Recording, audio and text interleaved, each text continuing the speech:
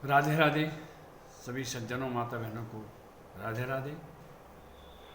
माता बहनों, मैं पंडित मुरारलाल जगुड़ी आज आपको बताऊंगा कि जब हम सनातनी लोग पूजा करते हैं तो सर्वप्रथम किसकी पूजा करनी चाहिए, पंचायतन देवता कौन कौन हैं, घर में कौन कौन सी मूर्ति रखें और कितनी कितनी मूर्तियाँ रखनी चाहिए, तुलसी पत्ते मंदिर के साथ तोड़ना चाहिए और फूल कब तोड़ना चाहिए, ये सब आपको बताऊंगा। आप चैनल में बने रहें।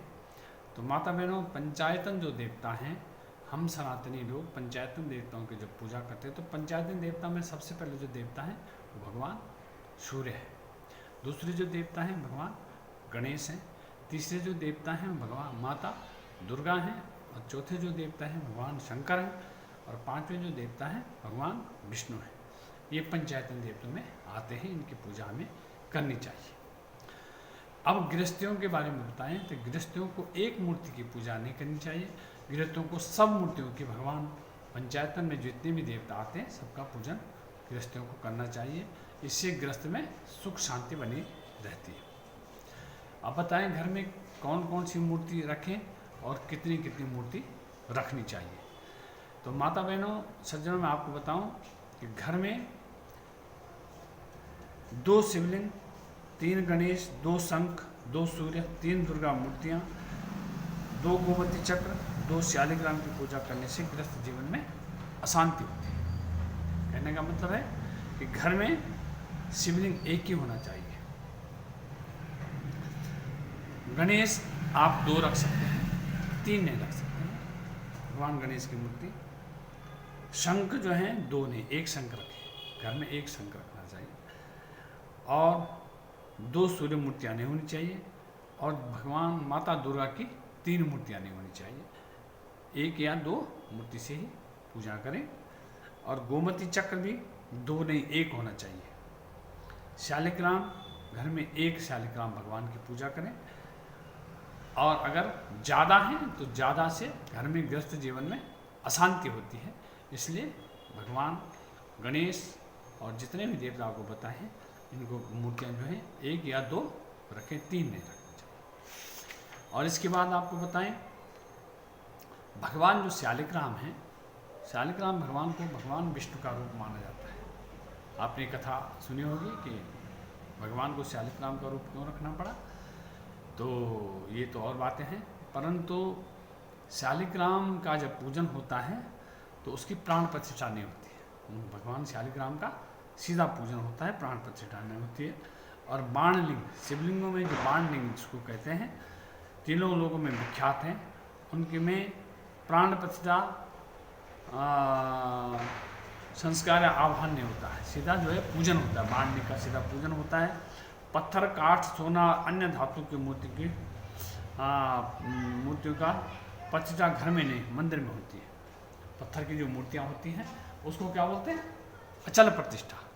जो मंदिर में रखी जाती है वो अचल प्रतिष्ठाएं हैं। उनकी मूर्तियों की जो पूजा होती है वो मंदिर में ही होती है। उनकी प्रतिष्ठा मंदिर में हो गई, उसको अचल प्रतिष्ठा का, अचल का मतलब जो चलती नहीं है, जिसको हम एक बार प्रतिष्ठित कर दें फिर उसके बाद उसको हिलाना नहीं है, हिला नहीं सकते हैं, तो उसको बोलते हैं अचल प्रतिष्ठा। और घर में जो हम मूर्ति रखते हैं उसको बोलते हैं चल प्रतिष्ठा। मतलब छोटी मूर्ति रखें और उसका कभी यहाँ से वहाँ ले जाएं, स्थान बदलें, तो उसको हम कर सकते हैं। घर में चल प्रतिष्ठा, मंदिर में अचल प्रतिष्ठा होती है। गंगा जी और शालिग्राम में, जैसे गंगा जी में आप किसी भी देवी देवता का पूजन कर सकते हैं, उसमें आह्वान की जरूरत नहीं है और विसर्जन की जरूरत नहीं है।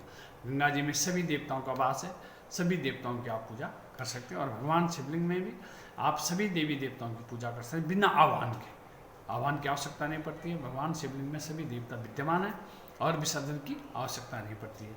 भगवान शिवलिंग में और गंगा जी में सभी देवी देवता विद्यमान हैं। आप किसी भी भगवान की, किसी भी देवता की पूजा कर सकते हैं गंगा जी में। और भगवान शालिग्राम में आवाहन और विसर्जन की आवश्यकता नहीं पड़ती है। अब आपको बताएं कि पूजा जो है पंचोपचार से होती है, षोडशोपचार से होती है, 10 उपचार से होती है। 10 उपचार से होती है, पंचोपचार, 10 उपचार और 16 उपचार है। पंचोपचार का मतलब क्या होता है, 5 चीज़ जो भगवान को चढ़ाई जाते हैं उसको कहते हैं पंचोपचार पूजा। तो क्या चढ़ाया जाता है पहले पंचोपचार में? अगर हम साधारण पूजा करें घर में, तो जैसे हम सुबह उठ के भगवान का पूजन करते हैं तो पंचोपचार में आता है। तो पंचोपचार में क्या करें? उसमें गंध, पुष्प, धूप, दीप और नैवेद्य, ये हमारी नित्य की जो पूजा है वो होती है। गंध, पुष्प, धूप, दीप और नैवेद्य हम उसको चढ़ाते हैं, उसको बोलते हैं पंचोपचार पूजा। और दसोपचार पूजा में क्या हो गया? 5 चीज़ें तो ये हो गई, गंध, पुष्प, धूप, दीप और नैवेद्य, ये हो गया। उसमें क्या होता है? पहले उसमें पाद्य, अर्घ्य, आचमन, स्नान, वस्त्र, निवेदन, गंध, पुष्प, धूप, दीप और नैवेद्य। उसमें पहले हम क्या करेंगे? उसमें हम पहले पाद्य और पाद्यम, पहले पैर धोएंगे, अर्घ्य देंगे, आचमन देंगे, स्नान करवाएंगे, फिर भगवान को वस्त्र पहनाएंगे और वस्त्र के बाद प्रार्थना भी करेंगे और प्रार्थना के बाद गंध चढ़ाएंगे, मतलब चंदन लगाएंगे, फूल चढ़ाएंगे, धूप करेंगे और दीपक दिखाएंगे और उसके बाद नैवेद्य मतलब भोजन कराएंगे भगवान को। ये हमारी 10 उपचार पूजा होती है, इसको कहते हैं 10 उपचार पूजा। और 16 उपचार मतलब 16 प्रकार से जो पूजा होती है। तो 16 प्रकार की पूजा क्या है?